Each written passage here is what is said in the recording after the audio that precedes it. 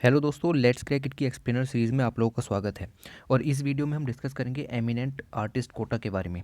देखिए, जो कुछ आर्टिस्ट हैं उनके घर खाली कराए जा रहे हैं, उन्हें इविक्शन नोटिस भेजा गया है। कहा गया है कि आप अपने जो होम हैं, जो गवर्नमेंट की तरफ से मिले हुए हैं, उनको खाली कर दीजिए। आखिर इनको ये होम दिए क्यों गए थे और अब खाली करने की क्या ज़रूरत है? इनको होम इसलिए दिए गए थे कि ये एक एमिनेंट आर्टिस्ट थे, ठीक है।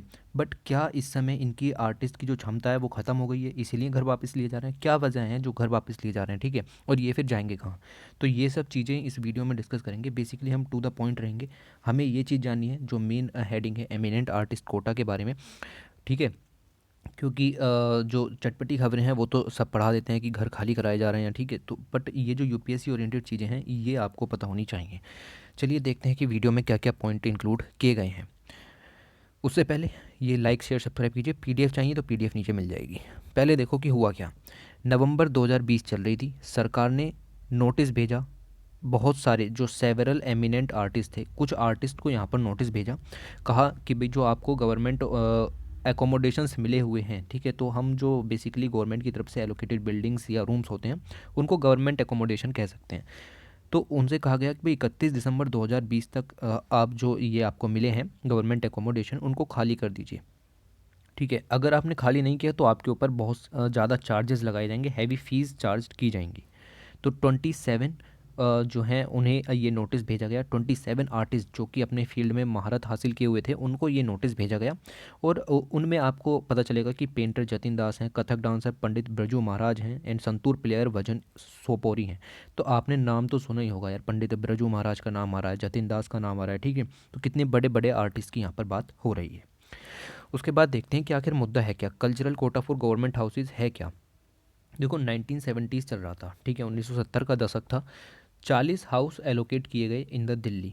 दिल्ली में हमने 40 घर बनाए, सरकार ने 40 घर बनाए और कहा कि ये जो 40 घर हैं इनमें सिर्फ आर्टिस्ट ही रह सकते हैं, इनमें सिर्फ आर्टिस्ट ही रह सकते हैं। और उस 40 घरों को हमने कह दिया कल्चर कोटा, ठीक है। तो ये जो 40 घर थे इनको हमने कल्चर कोटा का नाम दे दिया और नेशनल कैपिटल में बनाए गए थे, सिर्फ आर्टिस्ट के लिए थे। अच्छा, दिए किसे जाएंगे? बेनिफिशरीज़ जो लिस्ट है, जो 40 बेनिफिशरीज़ होंगे उनकी लिस्ट तैयार की जाएगी मिनिस्ट्री ऑफ कल्चर के द्वारा, ठीक है। मिनिस्ट्री ऑफ कल्चर के द्वारा वो ध्यान में रखेंगे कि आर्टिस्ट की रेपुटेशन कैसी है, ठीक है। आर्टिस्ट की जो रेप्यूट है, रेपुटेशन है, वो कैसी है। और कुछ और क्राइटेरिया कि उनकी एज कितनी है, उनकी इनकम कितनी है, उस बेसिस पर यहाँ पर उनको जो है वो हाउस जो है वो एलोकेट किया जाएगा। ओके, अब आप देखिए जैसे जो बंदा है जिसको हाउस जो आर्टिस्ट है उसकी उम्र 40 से 60 साल के बीच में होनी चाहिए। उसकी जो मंथली इनकम है वो 20,000 से ज़्यादा नहीं होनी चाहिए। अब बताइए, आर्टिस्ट की बात कर रहे हैं और इनकम 20,000 की बात कर रहे हैं, ठीक है। तो 20,000 से ऊपर उनकी इनकम नहीं होनी चाहिए। ये दोनों कंडीशन फुलफिल हो गई तो ये आपको हाउस दे दिया जाएगा। फिर साथ में 3 साल के लिए यहाँ पर एक हाउस का जो है वो प्रोविज़न रखा गया था 1970 में, कि 3 साल के लिए जो एकोमोडेशन है वो दिया जाएगा और 3 साल के बाद लगातार एक्सटेंडेड होता रहेगा, ठीक है। हर बार ये एक्सटेंड होता रहेगा। ओके, अब देखिए जो अलॉटमेंट किए गए 40 घरों के जो अलॉटमेंट किए गए उनमें पेंटर थे, उनमें राइटर थे, उनमें म्यूजिशियन थे, ठीक है, जिनकी अपनी रेपुटेशन थी, ठीक है। With many of them being Padma awardee. अब ये देखिए उनमें से बहुत को तो पद्म श्री, पद्म विभूषण और पद्म भूषण तीनों अवार्ड भारत रत्न तक मिले हुए थे, ठीक है। Honoured with other national level awards और साथ में इंटरनेशनल अवार्ड्स भी उन लोगों को मिल चुके थे। The government quota is maximum of 40 residential units. मैंने आपको बताया कि मैक्सिमम कोटा 40 घरों का था, of which some have been vacated till date owing to the artist demise of the others. अच्छा, देखो 40 घरों को कोटा मिला था, कुछ को नोटिस भेजा गया तो उन्होंने घर खाली कर दिया। उन्होंने जो आर्टिस्ट डिमाइस है, देखिए उन लोगों ने बैकेट कर दिया घर को। क्यों? क्योंकि उनकी जो क्षमता है या तो वो ख़त्म हो गई है, उनकी जो जो आर्टिस्टिक क्षमता थी वो ख़त्म हो गई है, उनकी जो प्रभुता थी उसमें कमी आई है, या फिर और रीज़न थे। और रीज़न भी हम जानेंगे क्या हो सकते हैं। अब उसके बाद पॉलिसी में चेंज किया गया, जो ये 1970 वाली पॉलिसी थी इस पॉलिसी में चेंज किया गया। नरेंद्र मोदी गवर्नमेंट आई, बीजेपी आई 2014 में। उन्होंने कहा कि जो गवर्नमेंट एकोमोडेशंस हैं, ठीक है, अब वो सब ख़त्म किए जाएंगे। To the sports person, journalist और आर्टिस्ट, इनको कोई भी गवर्नमेंट एकोमोडेशन नहीं दिया जाएगा। सिर्फ सेंट्रल गवर्नमेंट के जो एम्प्लॉयज़ हैं उनको एकोमोडेशन दिया जाएगा। तो 2014 वाली पॉलिसी समझ में आई कि क्या कह रही है। ये पॉलिसी का कहना ये था कि अब किसी स्पोर्ट्स पर्सन को, किसी जर्नलिस्ट को, किसी आर्टिस्ट को कोई भी जो है एकोमोडेशन नहीं दिया जाएगा, सिर्फ जो सेंट्रल गवर्नमेंट के एम्प्लॉय हैं उनको एकोमोडेशन दिया जाएगा। तो ये बात यहाँ पर आई। इसी के बाद आप देखें तो ministry of housing and urban development की वेबसाइट पर 60,000 गवर्नमेंट हाउसेज जो हैं वो दिल्ली में हैं। मतलब गवर्नमेंट के दिल्ली में 60,000 हाउसेज खुद के हैं। अब उन्होंने सेंट्रल गवर्नमेंट एम्प्लॉयज़ को देना शुरू किया तो पता चला कि 15,000 हाउसेज की कमी पड़ रही है। बात समझ रहे हो? तो 15,000 हाउसेज की कमी पड़ रही है। तो 2014 से इन्होंने नोटिस भेजना शुरू किया इवेक्शन का कि भाई जो गवर्नमेंट हाउसेज हैं उनको खाली करवाओ। और क्योंकि अब तो सिर्फ सेंट्रल गवर्नमेंट को दिया जाएगा, तो जहाँ पर स्पोर्ट्स पर्सन रह रहे हैं, जहाँ पर जर्नलिस्ट रह रहे हैं, ठीक है, और जहाँ पर आर्टिस्ट रह रहे हैं, उन सबसे घरों को खाली करवाइए। सिर्फ गवर्नमेंट एम्प्लॉयज़ के लिए ये रहेगा। अगर वो नहीं दे पाते हैं तो उनसे डैमेज वसूला जाए, उनसे जो है वो ड्यूज़ यहाँ पर वसूले जाएँ, ठीक है। तो ये चीज़ें यहाँ पर चल रही हैं। उसके बाद अगर आप देखें तो ऑफिशियल्स ने ये बात भी कही कि कुछ आर्टिस्ट अब क्यों क्यों यहाँ पर खाली कराने की बात आई। बेसिकली एक तो रीज़न मैंने आपको यही बताया कि आर्टिस्ट की जो प्रतिभा है उसमें कमी आई हो। दूसरा बात मैंने बताया कि घरों की थोड़ी सी कमी पड़ रही है, 15,000 घरों की। बट देखो यार, उससे कोई फ़र्क नहीं पड़ रहा। 15,000 घरों की कमी है तो 40 घर से आपका क्या हो जाएगा, ठीक है, ओके।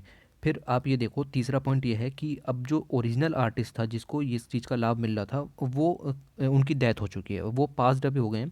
तो उनके जो हेयर हैं, उनके जो उत्तराधिकारी हैं, वो उन घरों को रह रहे हैं, वो उन घरों में रह रहे हैं।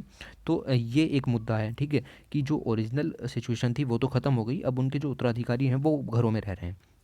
तो तीसरा मुद्दा ये है, इसीलिए उनको ख़त्म करा दिया गया है घरों को। चौथा मुद्दा ये है कि वो रेजिडेंशियल पर्पस के लिए दिए गए थे, बट उनको कमर्शियल पर्पस के लिए यूज़ किया जा रहा है। जैसे अब कोई कथक का डांसर है तो वो कथक म्यूज़िकल स्कूल उसमें चला रहा है, यानी कमर्शियल पर्पस के लिए उसको खोला हुआ है और उसको इलीगली डिक्लेयर किया गया है, इसीलिए घरों को खाली कराया जा रहा है। रेजिडेंशियल पर्पस के लिए यूज़ नहीं हो रहे हैं, ठीक है। तो चौथा पॉइंट ये है, ओके। अब देखिए, अब एक बात समझिए, अगर आपके पास घर है लेकिन खाने के लिए तो सरकार नहीं देगी ना, खाने के लिए तो आपको अपनी आजीविका चलानी पड़ेगी। तो वही मुद्दा आ जाता है कि अगर आप रेसिडेंशियल प्लेस को कमर्शियल प्लेस में यूज़ कर रहे हैं तो फिर उसमें बुराई नहीं होनी चाहिए, क्योंकि खाने पीने के लिए भी तो चीज़ें चाहिए, सिर्फ रहने से ही कुछ थोड़ी हो जाएगा। और राइट, अब बात करते हैं कि क्या आर्टिस्ट रेडी हैं वैकेट करने के लिए। तो पंडित ब्रजू महाराज, Dhrupad artist Ustad Wasifuddin Dagar, Mohiniyattam dancer Bharati Shivaji, Kathak artist Geetanjali Lal, Kuchipudi dancer Guru Jayaram Rao and painter Jatin Das are among those who have been served the eviction notice. तो इनको यहाँ पर इविक्शन नोटिस भेजे गए हैं। आप देखिए, क्लासिकल डांसेस जो होते हैं, मोहिनीअट्टम है, कथक है, ठीक है, कुचिपुड़ी है, इन बड़े बड़े आर्टिस्ट को यहाँ पर ये नोटिस भेजा गया है। अच्छा, ये कौन है? ये है कथक डांसर पंडित ब्रजू महाराज जी, ठीक है। तो ये आप इनकी एज देख सकते हैं, 83 ईयर की ये प्रेजेंट डे में है, ठीक है।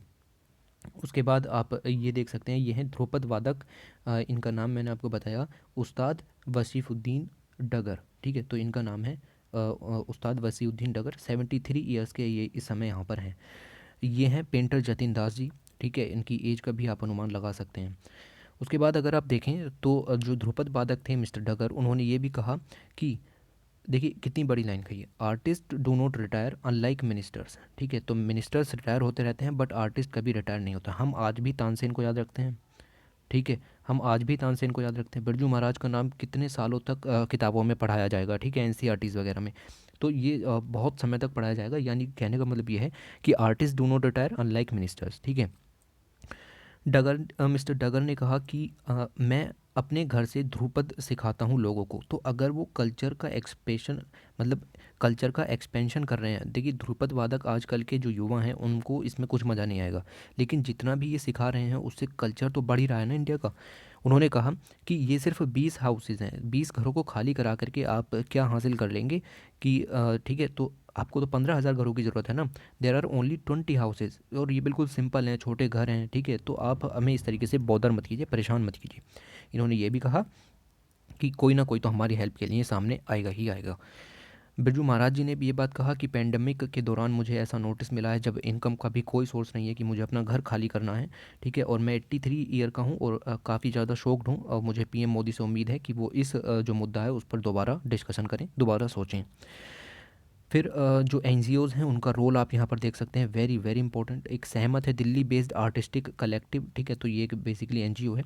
इन्होंने सेंटर के डिसीजन को वॉसिफियसली प्रोटेस्ट किया है, इसके खिलाफ प्रोटेस्ट किए हैं, और उन्होंने कहा है कि जो बड़े बड़े आर्टिस्ट हैं वो इस समय काफ़ी ज़्यादा उम्र के हैं, 83 प्लस उम्र के हैं, ठीक है, तो उनसे ये सब करवाना सही नहीं होगा। उनके मतलब आप डिसीज़न किसी और तरीके से लीजिए, आप अपने नोटिस पर दोबारा से ध्यान दीजिए।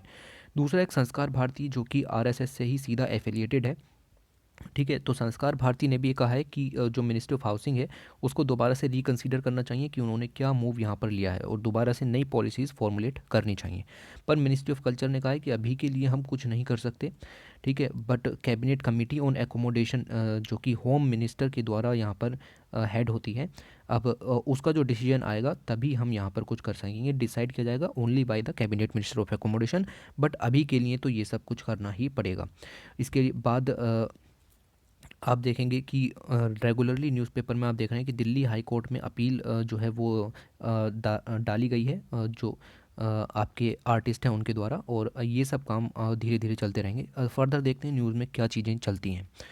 ओके, अब यहाँ पर एक आया कैबिनेट कमेटी ऑन एकोमोडेशन, इसका काम होता है, यहाँ पर देख सकते हैं, determine the guidelines and rules and the terms condition for the government out of an allotment of government accommodation and allotment of accommodation to the member of parliament. तो गवर्नमेंट एम्प्लॉय जो है उसको किस तरीके के गवर्नमेंट एम्प्लॉय मतलब accommodation जो है वो सर्व कराने हैं, और अलॉटमेंट किस तरीके से होगा, वो सब प्रोसेस का काम इसका यहाँ पर होता है, ठीक है। तो ये हमारी लास्ट स्लाइड थी, और इससे ज़्यादा आपको इस न्यूज़ के अंदर कुछ भी नहीं जानना है, ठीक है। तो बेसिक जो आपके पेपर ओरिएंटेड था वो ये मुद्दा था, इमिनेंट आर्टिस्ट कोटा, और साथ में इथिक्स का भी पर्सपेक्टिव यहाँ पर बन जाता है कि क्या ये सही है या गलत है, ठीक है। तो सोचिए, थोड़ा कमेंट कीजिए, बताइए, और इस वीडियो के अंदर इतना ही, यूपीएससी पीसीएस ओरिएंटेड वीडियो में।